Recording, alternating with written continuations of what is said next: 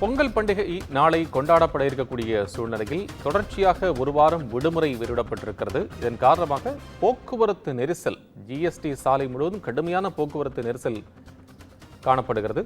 அங்கிருந்து நமக்கு விவரங்களை தருவதற்காக செய்தியாளர் சக்திவேல் இணைப்பில். சக்திவேல், இப்ப இந்த பகுதி முழுவதுமே நிரம்பி இருப்பதை பார்க்க முடியுது.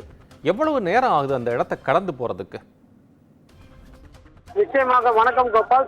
பொங்கல் பண்டிகையை கொண்டாடுவதற்காக கடந்த 4 நாட்களாக சென்னையில் இருந்து தென் மாவட்டங்களை நோக்கி பொதுமக்கள் செல்வதால் ஜிஎஸ்டி சாலையில் கடுமையான போக்குவரத்து நெரிசல் ஏற்பட்டுள்ளது.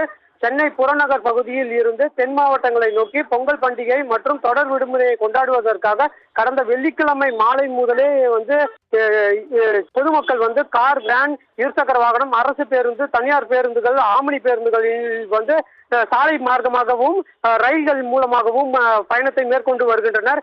இதனால் இன்று 4வது நாட்களாக பயணிகள் பயணத்தை மேற்கொள்வதாக, குறிப்பாக இந்த பல்லாவரம் முதல் தாம்பரம் வரை ஜிஎஸ்டி சாலையில் கடுமையான போக்குவரத்து நெரிசலானது ஏற்பட்டுள்ளது.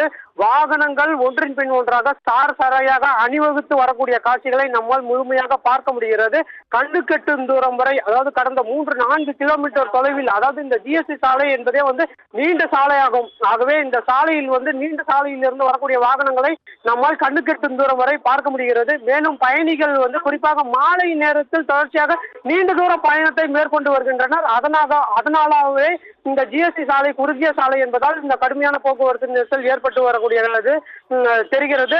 குறிப்பாக இந்த போக்குவரத்து நெரிசலை சீர் செய்யும் பணியில் போக்குவரத்து காவலர்கள் ஆங்காங்கே 120 இடங்களில் பாதுகாப்பு பணியில் சட்டம் ஒழுங்கு போலீசாரும் போக்குவரத்து போலீசாரும் ஈடுபட்டு வருகின்றனர்.